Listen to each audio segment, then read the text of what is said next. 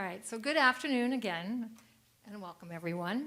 I'm Marcy Robinson, the Director of Events and Conference Services. So it's obviously so great to have you here at our first At Noon, so thank you so much. So as part of our Scripps Presents at Noon Lunchtime series, we feature conversations with renowned scholars, writers, performers, and thinkers for which the Scripps Presents signature event series has become known. Our At Noon Lunchtime series allows members of the Scripps community and the broader Claremont community to learn from contemporary luminaries in between classes, research, and work. And so, as I've said, the Scripps College and Claremont communities are full of lifelong learners who are eager to participate in these types of thought-provoking events, and we love hosting all of them.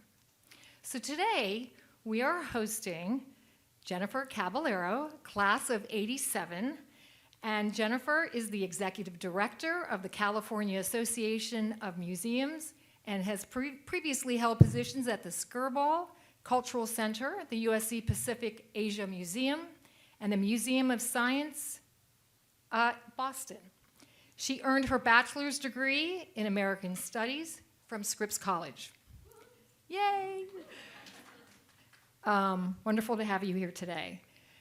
Jennifer will be joined in conversation by Aaron Curtis, the new director of the Ruth Chandler Williamson Gallery.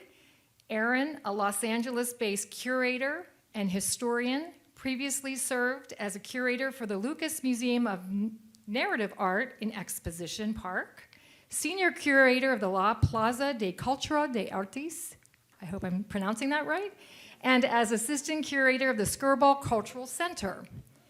She has curated numerous exhibitions throughout her career as well. Erin earned her bachelor's in English from Pomona College and received her doctoral degree in American Studies from Brown University.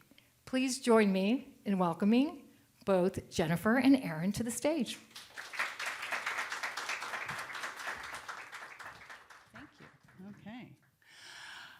Hi, everybody. I'm Jennifer Caballero, as Marcy introduced, and I have a quick kind of a PowerPoint to get you through some kind of foundational stuff that I like to share when I talk about my work. And I'm currently the executive director of the California Association of Museums.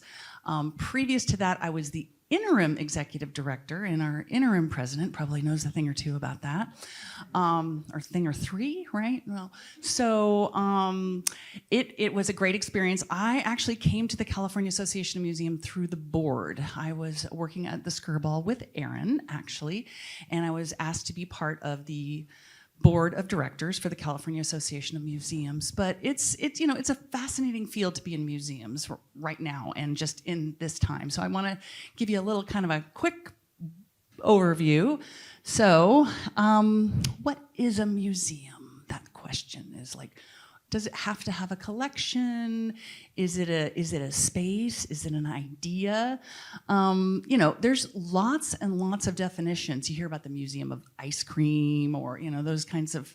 I think Rafiq Anadol's doing something called the Data Land, which is going to be a museum at some point. There's all kinds of definitions for a museum, but what we use is kind of art, natural history. You see all the logos that we have in California. Who can guess how many museums we have in California? Hands up, just popcorn it up. 86, a few more than that. Keep going. How many? 1,500. We have a winner, yes. There are 1,500 Give this woman a goodie bag. Where's the goodie bag? I'll give her mine. Well, I will say, there actually are more than 1,500. They're evenly distributed throughout the state of California in communities of all sizes, urban, suburban, rural, every one of our 58 counties across the state. But I think of museums foremost as educational institutions, much like Scripps. They are informal educational institutions if they're good. I don't know about the Museum of Ice Cream being an educational institution, but that was more of an Instagram pop-up kind of an experience. But yeah, because there's so much great education going on. Here's a stat for you. California museums collectively serve 2.465 million K through 12 school children per year. And that's the equivalent to about 40% of our public and private school population every year. So museums are not just educational institutions, they are also economic engines. They serve 22 million visitors per year.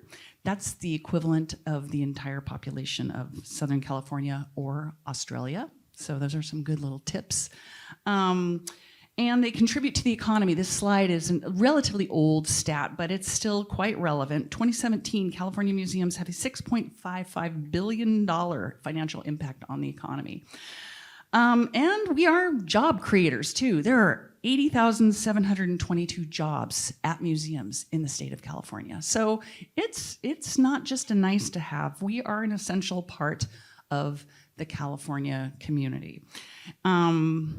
We generated, as nonprofits, $492 million in tax revenues for the state of California during that year, and over $1 billion in federal taxes. So it's, museums are important for a lot of reasons, but I will also say that regardless of your political persuasion, people trust museums. The trust factor is really, really high. People believe that museums provide important economic impacts to their communities. So even though, though all those stats that I shared are important, museums are stewards of cultural and natural heritage here in California.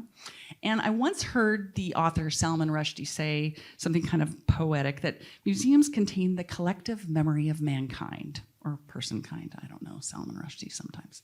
But vast majority of California museums have a costly and irreplaceable collection that we must preserve for the public's benefit and for research. So some of you I have met have been, doing great research. So I just want to spend another minute talking about kind of why CAM. I'm working for the California Association of Museums.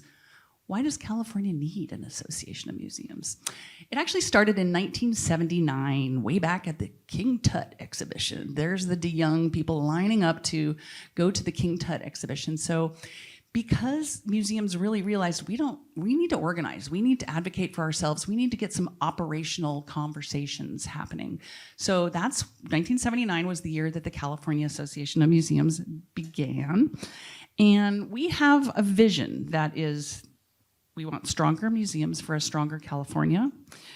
We want to unify and strengthen California museums to expand their collective impact. That's very mission statement sounding. Sorry about that, but we're working on our mission statement too. But we do have goals, and our goals are 5 at the bottom there. They're to foster networks and collaboration, build capacity, share best practices, cultivate leadership and diversity, and advocate at the state and federal level.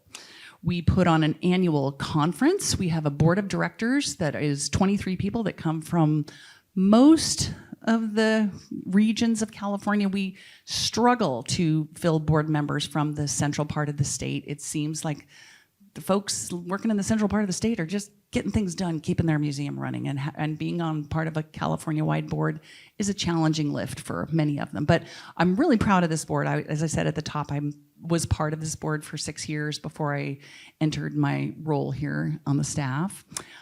We now meet on Zoom. That last picture, we were all together in Oakland enjoying sunshine, and now we are Zooming together. But you can see it's a diverse group of people from a lot of different kind of perspectives. So it's really important. We were there in San Francisco and at JANM doing great conferences all across the state in 2022. And I think that's it, Turtle Bay in Redding, California. We had a little mini conference. So we really look to kind of bring in all kinds of voices and perspectives and people who are actively working in museums, not just the theoretical, what you might learn, but I shared with you that kind of my first, I actually didn't share this with you, I was sharing this with Dave, the photographer, frankly, that I grew up in a little town called Pacific Grove in Central Coast, and I had a pretty chaotic household, and the sort of safe space for me was my local natural history museum. I could go there, enjoy some quiet. I could learn something every time, ask weird questions of docents and, just generally be that, dorky kid. So, and it was kind of my entry gateway to this world. But then I came to Scripps right after I graduated from Pacific Grove High School. And the Margaret Fowler Garden was the place where I also found a little bit of peace, a little bit of the chaos of becoming, a Scripps undergraduate and not really knowing where I fit from my little small town perspective and all these sophisticated people coming from all over the world. It was important to me to have this kind of a space. So I then, after leaving Scripps and graduating, I worked at the Museum of Science in Boston. And I was in a marketing job there, and it really was an exciting time and an exciting place to be. I gained a lot of great skills, and I worked collaboratively with museums that were all over New England. And in doing that collaborative work is really where I kind of found, like, museum people are my people. I understand them. I relate to them. So that I was in that job a long time. I don't recommend being in a job for 8 years, but I was there for 8 years.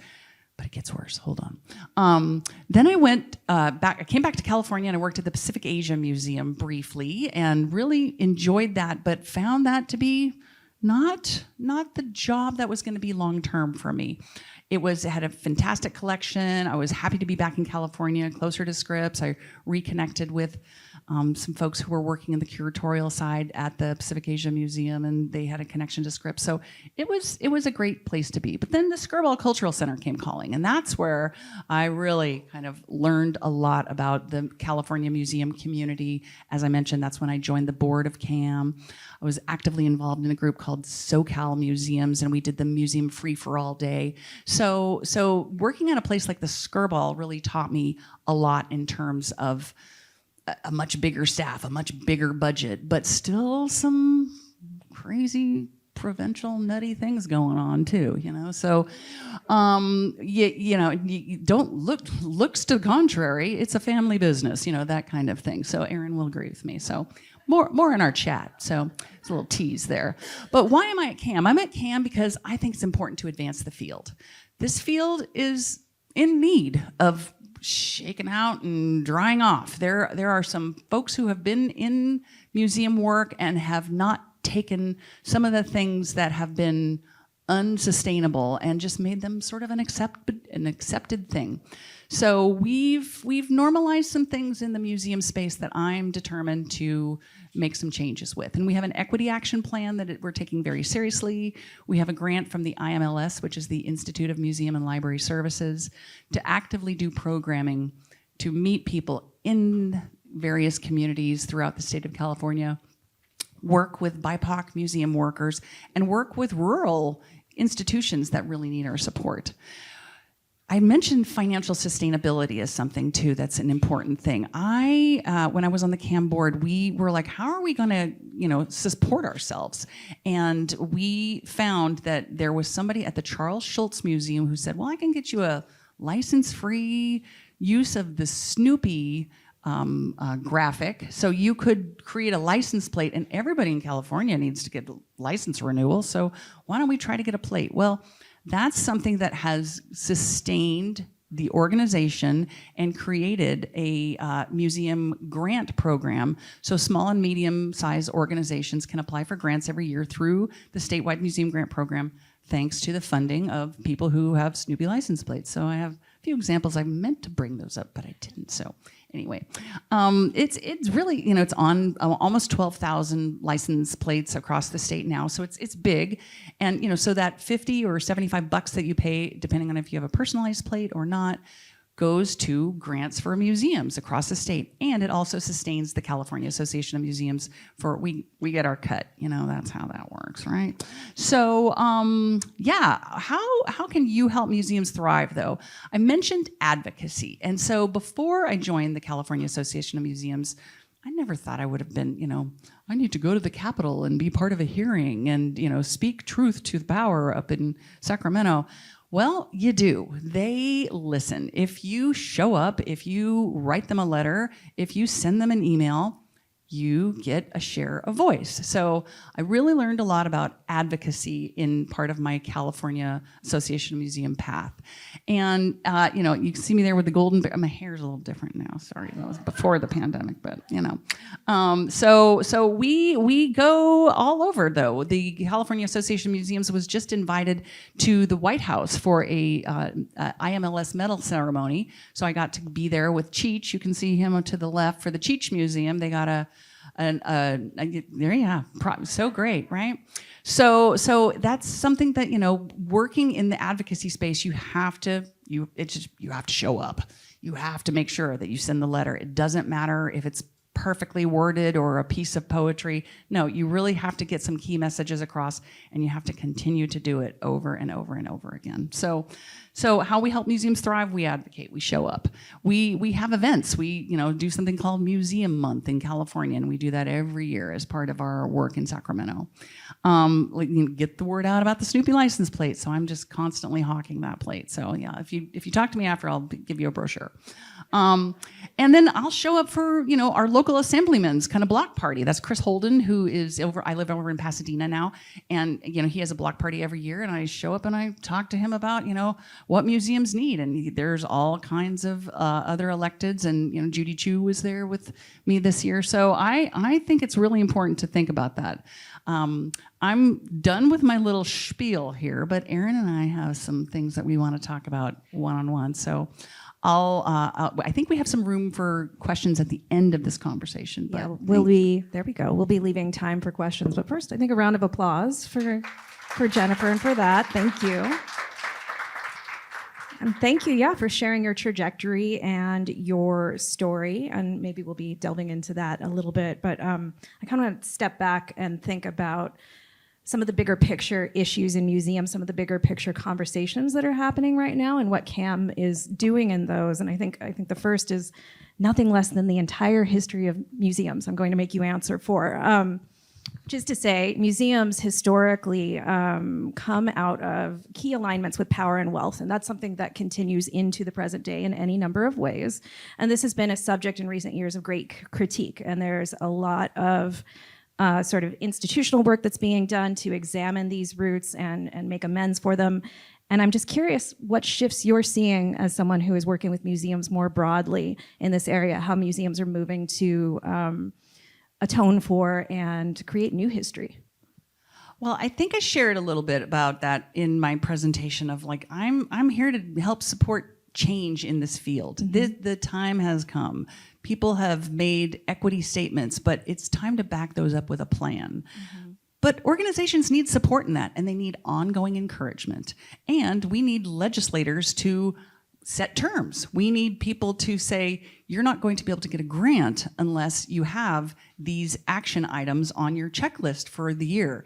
We are not going to support your, statewide funding for things that you have come to take for granted unless you too, large institution with, no staff changes and no people of color on your board, that is a problem. So I think being the bug in the ear of the legislators is one way that we're looking to make good change.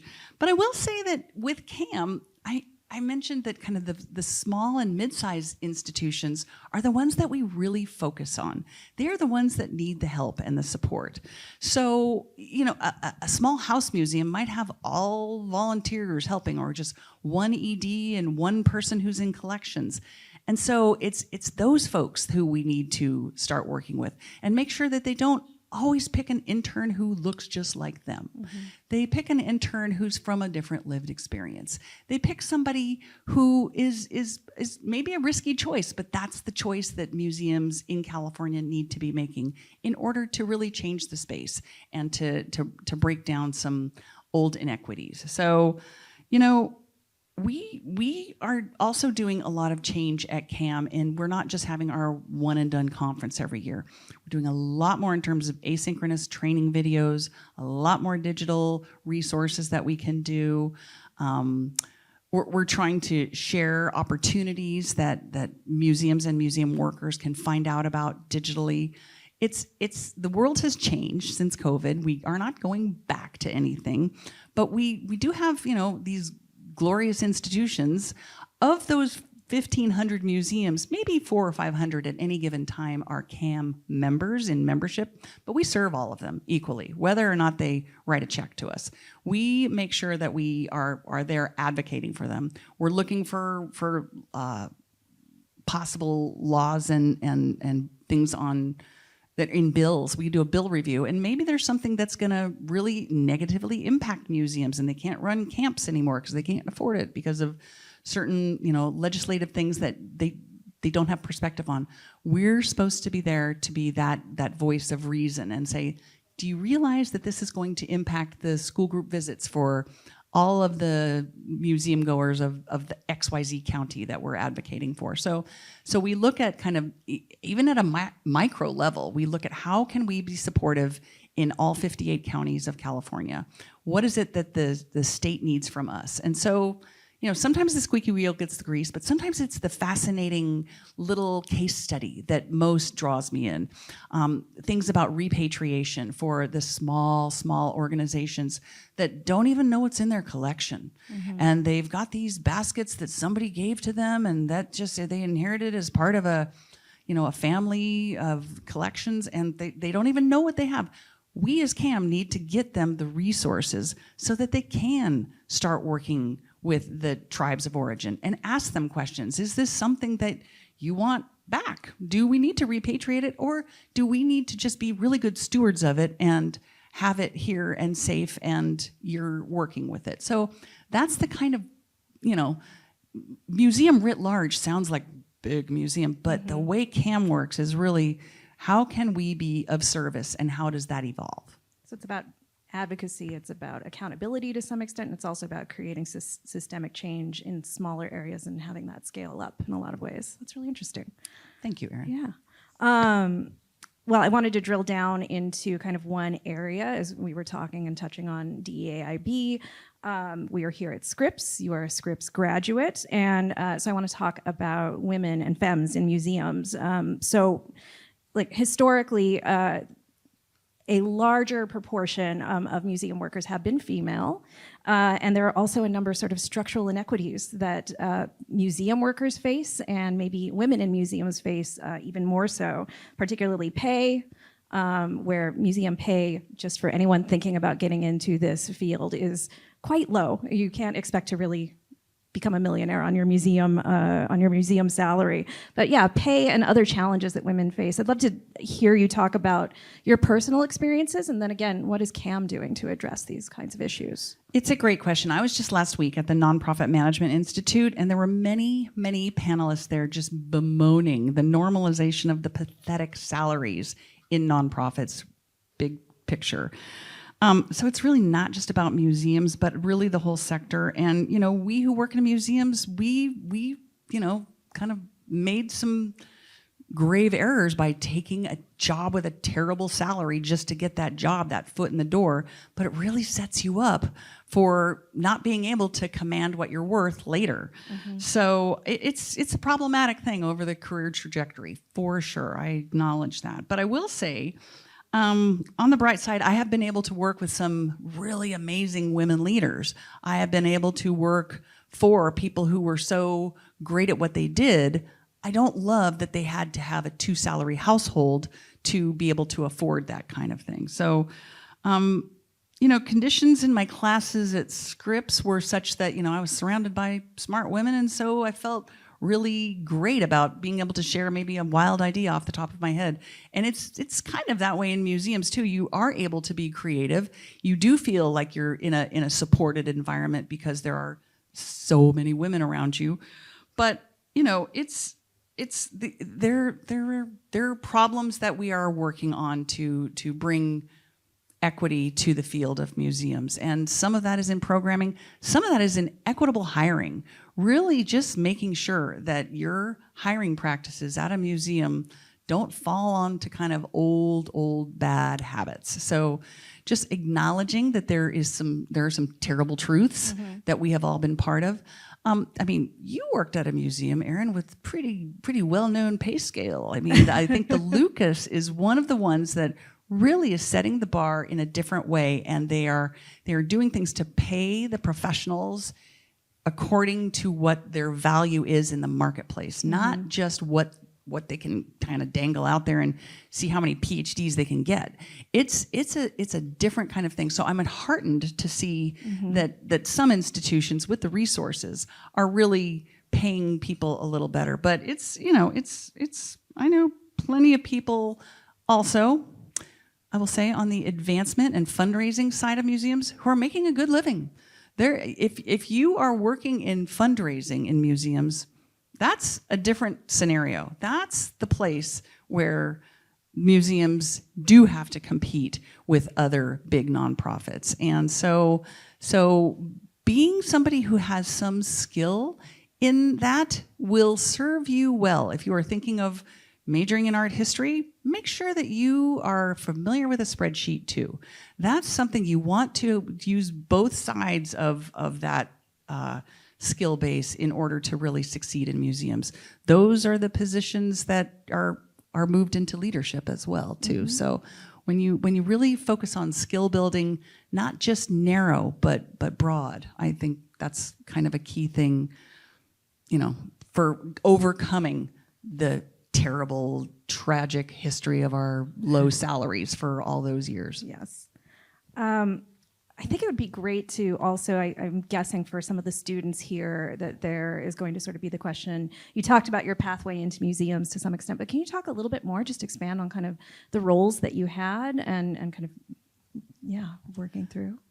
Let's see. I mean, how you got into it in the first place. How I got into it was I graduated from Scripps with my American Studies degree, and I took an Art Since 1945 class from Nancy Macco over here, and I was so inspired by the art world that I said, well, this is viable. This is something that I want to be a part of. I am inspired by the world of art. So I had a job at an agency, a PR agency, and that just wasn't for me.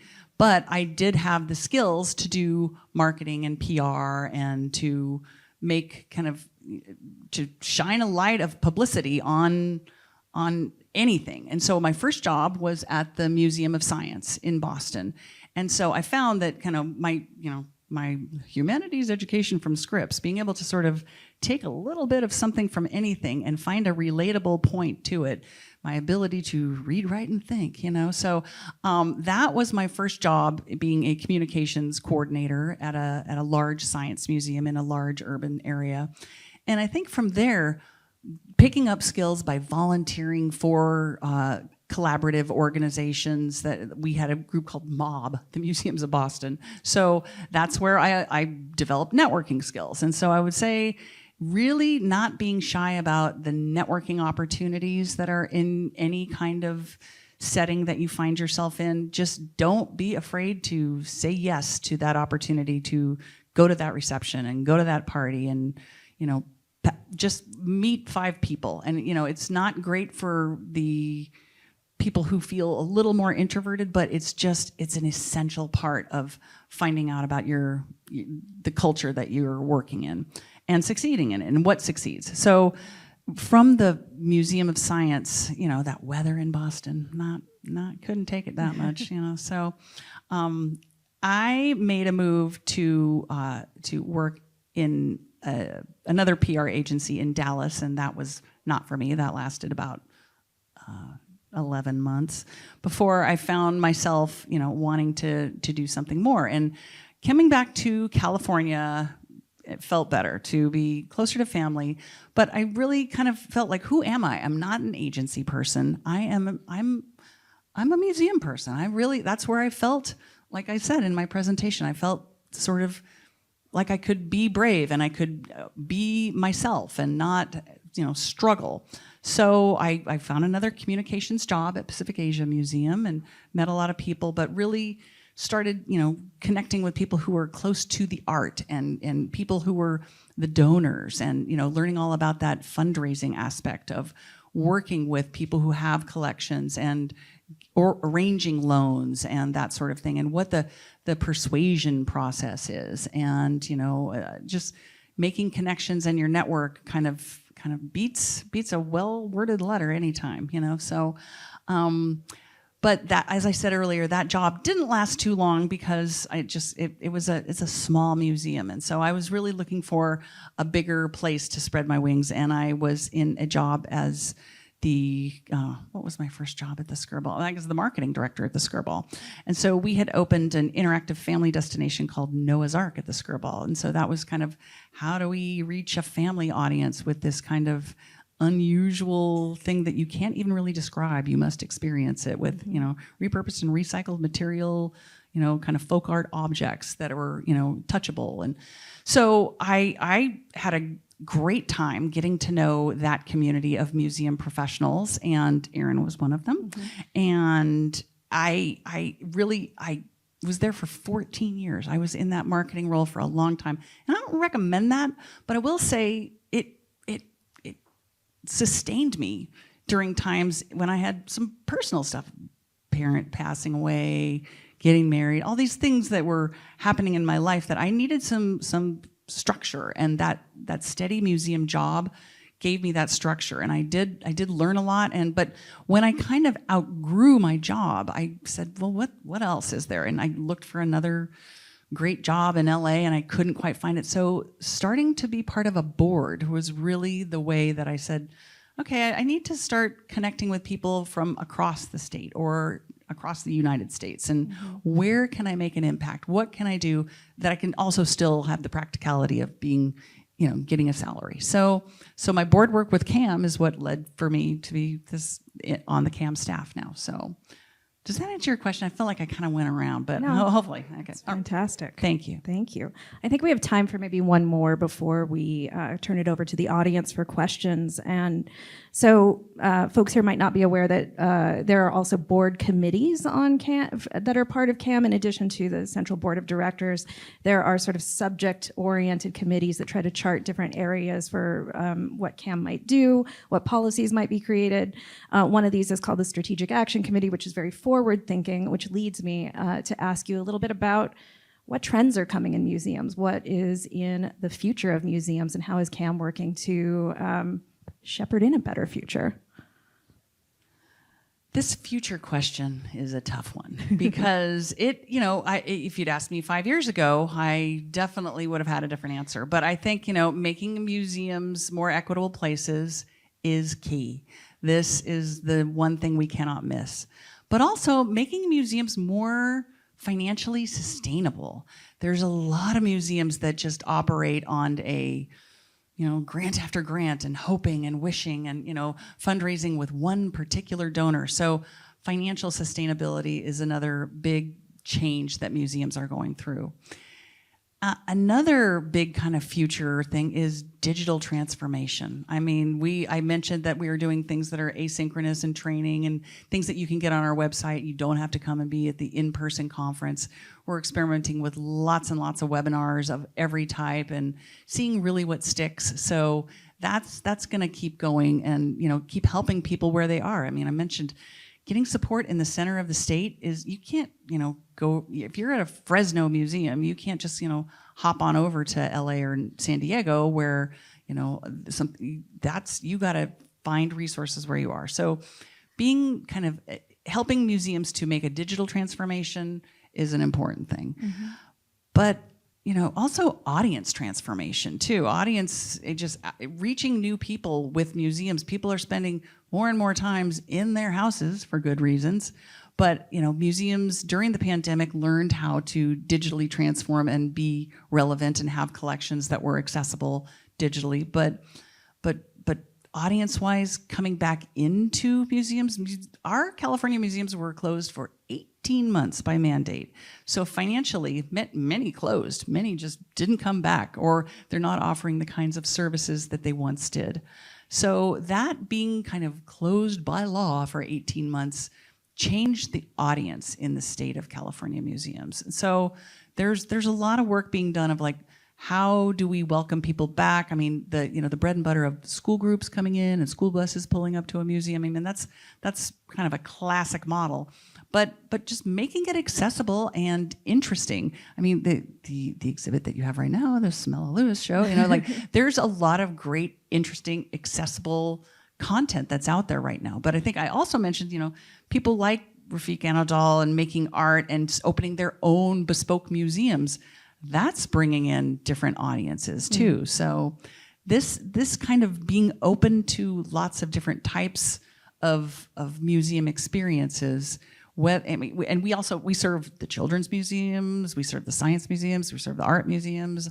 We worked at the very culturally specific heritage museums, the tiny ones, the ginormous ones. So it's strategic action for CAM is really listening what is most important in the moment and responding, whether that's staff that looks like the community where the museum is set, whether that's not relying on old financial models and being smarter about applying for grants and doing things that will improve the community. Those are the things that we are leaning into at CAM. Awesome. Okay, I think we have time for some audience questions. It might be easiest if people just kind of raise their hand or stand up and ask. Oh, we have people with mics. Excellent. Hi, I am just wondering, with the components of both like marketing and economics and education and how those two things come together in museums, I want to ask how you define what's important to the integrity of museums that sort of separates like the ice cream museum from other places. I hear you. The integrity of museums, that's kind of why I started that conversation off with what is a museum? Is it its collection? Is it its people? Is it its mission?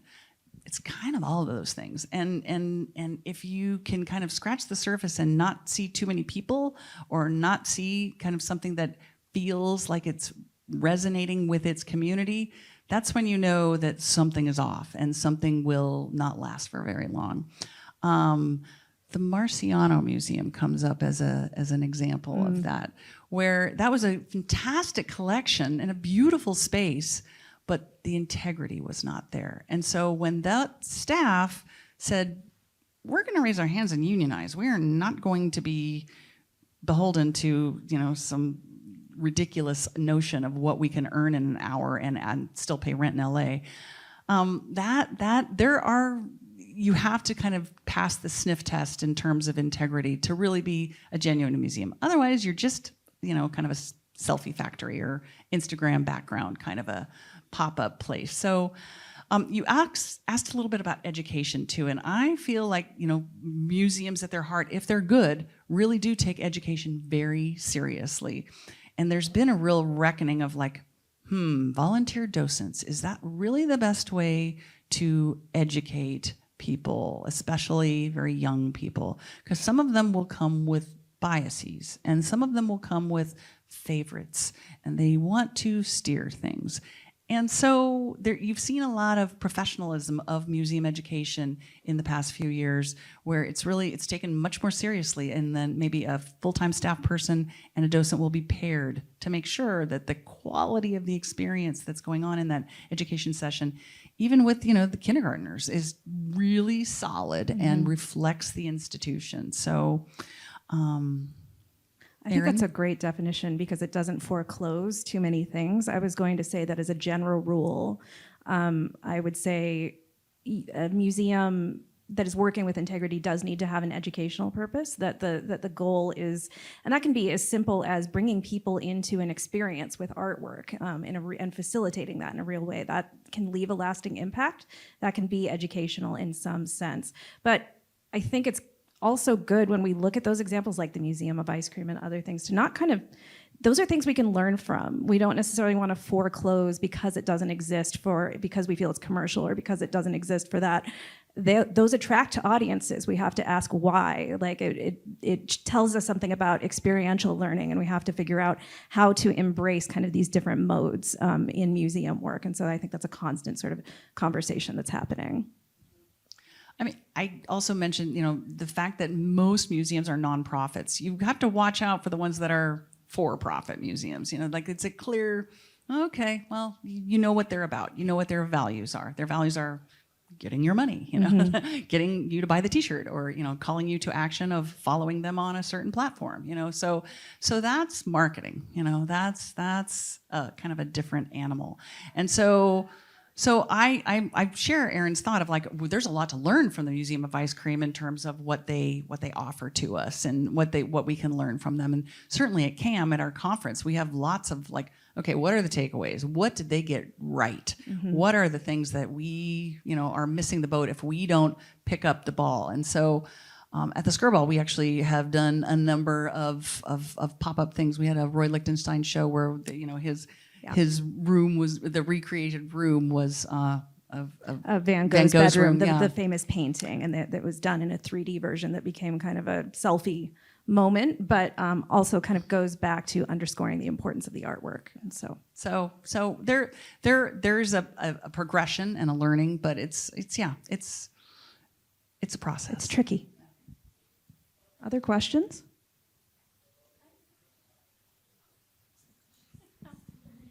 Thank you.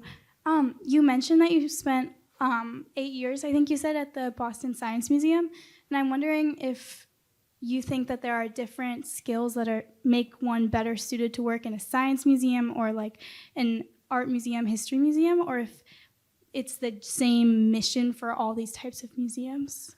I've definitely seen people who are even on our board who have worked at different types of museums. It's a personal thing. I mean, some people they're just not going to be happy if they're not at an art museum and they can't go downstairs and look at the art all day. That's the fringe of where you work and what kind of keeps you going to work every day. Work's hard. You have to get up. You have to deal with these people who, annoy you.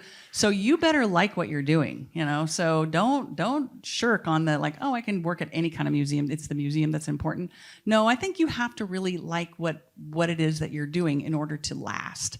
So I've seen people job hop from like, okay, I'll go work at a science museum and I'll make this kind of money, or I'll learn this kind of skill, and then I'll take it over to this other place that really feeds my passion for XYZ, whatever it is, but I have to go back to that. If you want to work in museums, learning about kind of all aspects of it, particularly the financial aspect, you have a lot of power if you understand the budget. So make sure that you're in a place where you can get either somebody to show you what the budget works like, or that you have some sort of signing accountability, even at an early stage. Makes a huge difference down the line. Mm-hmm. I would echo that. I would add also, to go back to your question, that there's no need to limit yourself to a certain kind of museum in your work. Like, I didn't grow up going to art museums personally. My training is as a cultural historian with sort of an emphasis in visual culture, among other things. And I started in a cultural center, kind of serving a specific community and doing exhibitions that were a mixture of art, of history, of popular culture. And I moved through spaces like that before working at an art museum at the Lucas Museum, and kind of found my way into that space, and now here at the Ruth Chandler Williamson Gallery. So you can go to different spaces, try it out, and see what opportunities open up, how things evolve for you. There's not really any one set path, for sure. In the back. Hello, thank you so much for coming. This was really wonderful to listen to. I'm actually an art history and economics major at Scripps for a lot of the reasons that you were talking about. And so could you elaborate more on the financial side of museums, and what are the skills that I as a student should be learning and experiences that I should be investing in so that I am better prepared to go out into the world of museums and into the job market? I love it. Sounds like she's on her way. I was going to say you're there. Go, Erin, go start. I would let's see. so specific kind of hard skills in relation to going into museum work. I would say it depends on what path you want to take. Writing is going to be key, kind of no matter what side you work in. If you go into curatorial, you'll be writing research, writing exhibition text, and so on. If you were to go into advancement with the kind of skills that you have, you need to write grant reports and kind of learn that mode as well. Communication is always going to be super key. I would say within that, no matter what level of a museum you work at, what I would underscore what Jennifer said in terms of being able to understand budgets. It's going to affect exhibition budgets, overall museum budgets, kind of understanding even your tiny corner of an institution and how that works and how it scales up is really, really important for sure. Yeah, I mean, and being nimble and out in the community and seeing what the community needs and bringing that special perspective back to your museum. So I think that goes a long way in terms of bringing something that nobody else is really looking for or thinking about. So just being kind of curious, and you're in a great environment to kind of develop that skill, but definitely stay open to all sorts of skills that you might build. So, yeah. Any more questions?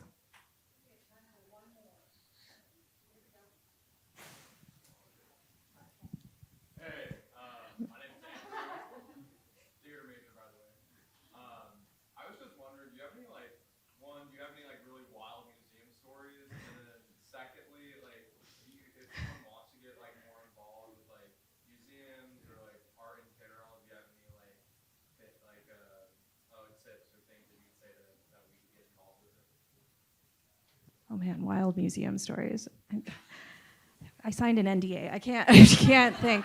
I'm going to kick to you for a minute while I turn that one over. Sure. I started out at a science museum, and there's some, at that time there was a live animal collection in that science museum. There was a great horned owl called Spooky the Owl. And he was like one of the most long-lived in any museum collection. And I was doing one of those TV morning shows with the quirky 5 a.m. people. And Spooky the Owl was on the educator's arm, and then it took off in flight right into the camera, live television. It just was like, it was all falling down crazy. And then, but it made for a really fun segment. They were kind of like, you never know what's going to happen at the Museum of Science, like get up close and personal to the Spooky the Owl, the live animals. So that was kind of a wild thing of like, oh, that just happened. Am I fired? No, but museums are forgiving places, so you're probably not fired if that happens. Had I been at the agency, I probably would have been fired because I didn't control the situation.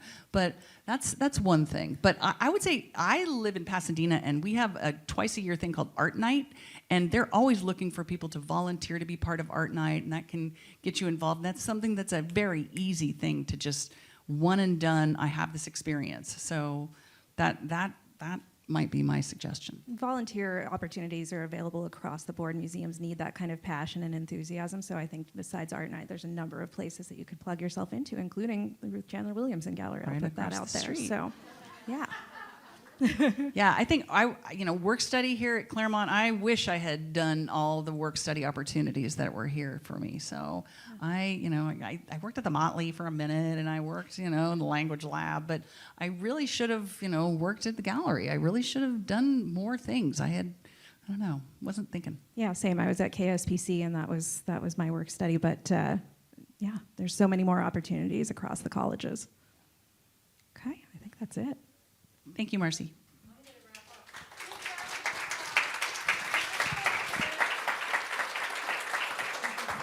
Thank you, Kevin. That was awesome. I can tell you I'm a true supporter. I want one of those Snoopy license plates, please. Thank you very much. I hope we all get these license plates because what an amazing deep dive of the industry, of museums, of CAM, right? Thank you so much for being here and kicking us off with At Noon. So appreciate it. It's great to be back on campus. Thank you, everybody.